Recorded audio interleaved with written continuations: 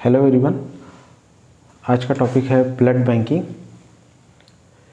किसी भी डोनर से होल ब्लड लेने के बाद इस होल ब्लड को लाइट स्पिन करते हैं और इसको पैक्ड रेड सेल और प्लेटलेट रिच प्लाज्मा में बदल देते हैं।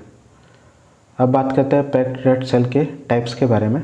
तो पैक्ड रेड सेल का 4 टाइप होता है: leucocyte poor red cells, washed red cells, frozen red cells, irradiated red sales.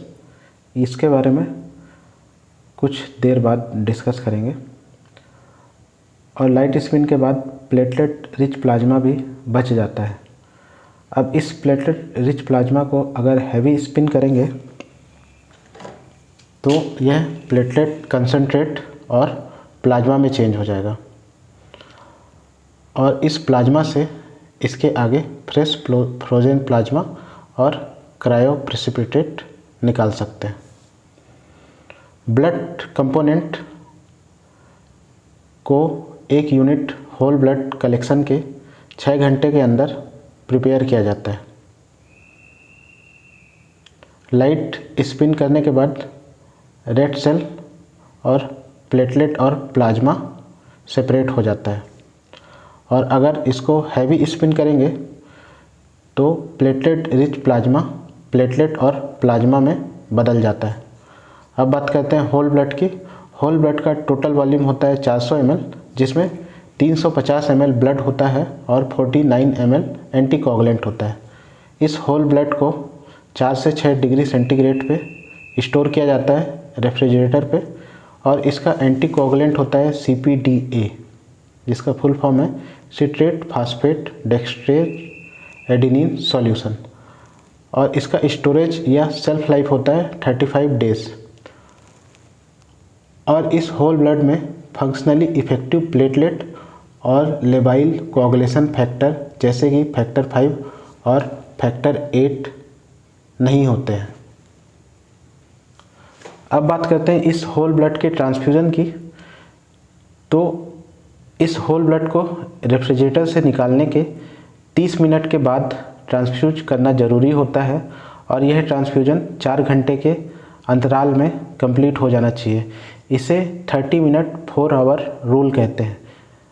30 minute में रेफ्रिजरेटर से निकालने के 30 मिनट में इसको ट्रांसफ्यूज करना ज़रूरी होता है और 4 घंटे के अंतराल में इसे ट्रांसफ्यूज कर देना चाहिए।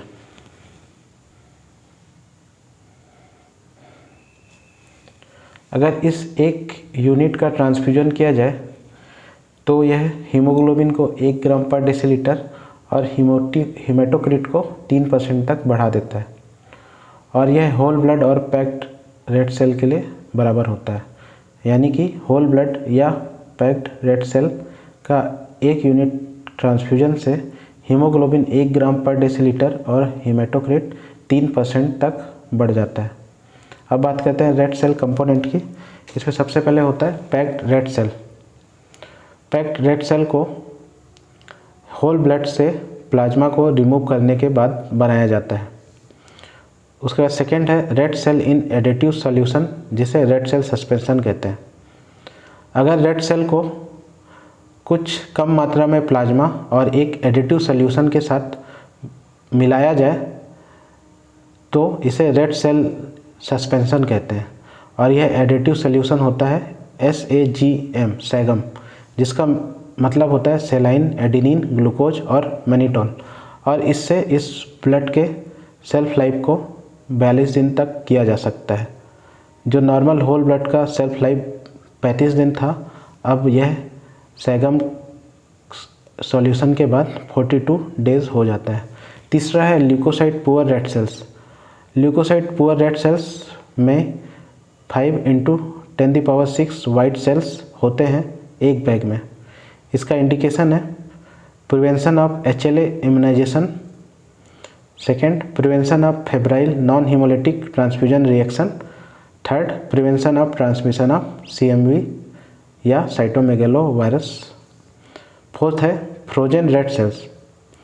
अगर इस रेड सेल कंपोनेंट में ग्लिसरॉल ऐड किया जाए तो ग्लिसरॉल क्रायो प्रोटेक्टिव एजेंट होता है, जिससे इसकी लाइफ 10 साल तक बढ़ाई जा सकती है। और इसका इंडिकेशन है रेयर ब्लड ग्रुप या फ्यूचर ऑटोलोगस ट्रांसफ्यूजन। इसका एक और इंडिकेशन है ऐसे पेशेंट जिनमें repeated febrile non haemolytic transfusion reaction होते हों। पांचवा है irradiated red cells. Gamma irradiation की वजह से लिम्फोसाइट इनएक्टिवेट हो जाते हैं और यह ग्राफ्ट वर्सेस होस्ट डिसीज़ को प्रिवेंट कर देता है। इंडिकेशन इंट्रायूट्राइन या premature neonatal transfusion and patient with immunodeficiency. ऐसे पेशेंट जो इम्यूनोडिफिशियंट हैं या इंट्रायूट्राइन ट्रांसफ्यूजन, इनमें इरेडिएटेड रेड सेल दिया जाता है। अब नेक्स्ट है प्लेटलेट। प्लेटलेट दो तरीके से कलेक्ट किया जा सकता है, random donor platelet prepared from whole blood unit, या जिसे प्लेटलेट कंसनट्रेट भी कहते हैं, या platelet pheresis single donor platelet.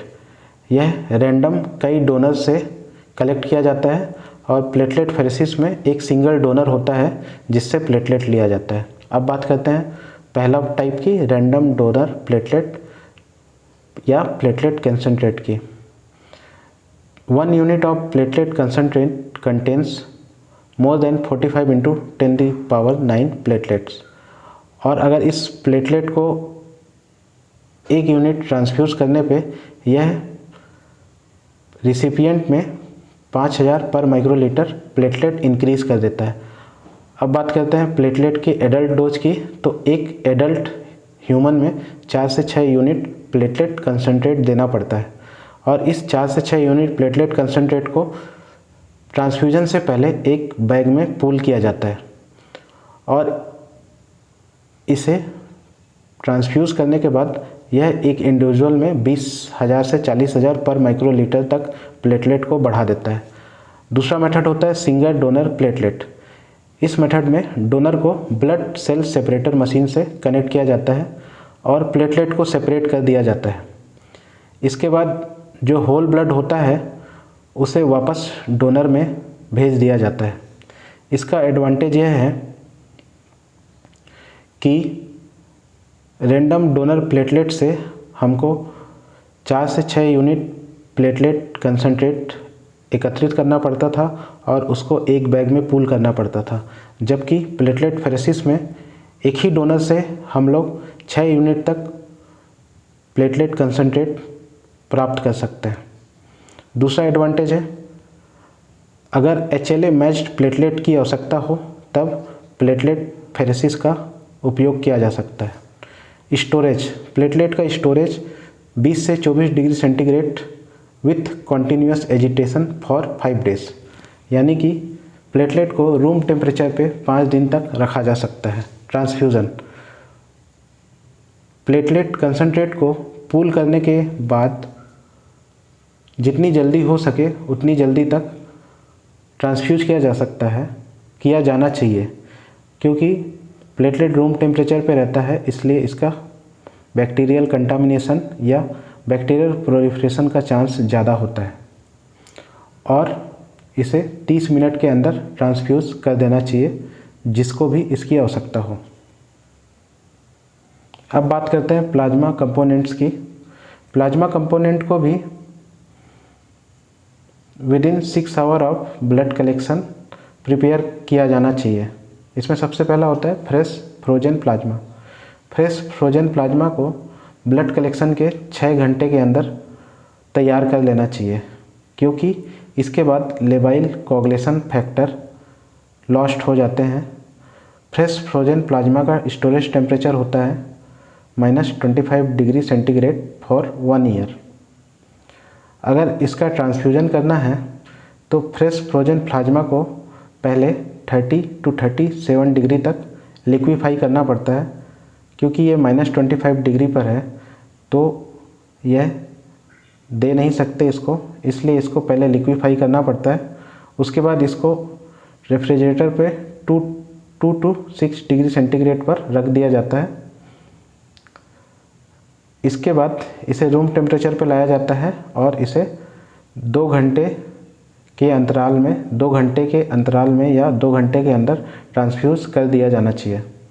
Indication, multiple coagulation factor deficiency, ऐसे पेशेंट जिनमें मल्टीपल कोआगुलेशन फैक्टर डिफिशियंसी हो, जैसे कि लीवर डिसीज़, वारफेरिन ओवरडोज और मैसिव ब्लड ट्रांसफ्यूजन। दूसरा इंडिकेशन है डिससेमिनेटेड इंट्रावस्कुलर कोआगुलेशन। तीसरा इंडिकेशन है inherited deficiency of coagulation factor. और चौथा इंडिकेशन है टीटीपी। इसके बाद बात करते हैं क्रायो प्रेसिपिटेट के। क्रायो प्रेसिपिटेट को प्लाज्मा से तैयार किया जाता है और इसमें फैक्टर 8, 1 विलेब्रांड फैक्टर, फैक्टर 13 और फाइब्रिनोजन होता है। इसका स्टोरेज टेम्परेचर होता है -30 डिग्री सेंटीग्रेड या उससे कम और इसे 1 साल तक रखा जा सकता है। ट्रांसफ्यूज़न, चूँकि यह -30 डिग्री सेंटीग्रेड पर रखा जाता है इसलिए पहले इसे लिक्विफाई करना ज़रूरी होता है, इसलिए इसे पहले 30 to 37 डिग्री सेंटीग्रेड पर लाया जाता है और उसके बाद इसे 30 मिनट के अंदर ट्रांसफ्यूज़ कर देना चाहिए। इसका इंडिकेशन है फैक्टर 8 डिफिशियंसी, 1 विलेब्रांड डिसीज़ और डिफिशियंसी ऑफ फाइब्रिनोजन। इसके बाद आता है प्लाज्मा डेरिवेटिव। प्लाज्मा डेरिवेटिव में हम सिर्फ नाम देख लेते हैं। Human albumin solution, factor 8 concentrate, factor 9 concentrate, prothrombin complex concentrate, specific immunoglobulin जैसे कि anti-RH-D इम्यूनोग्लोबिन। Thank you.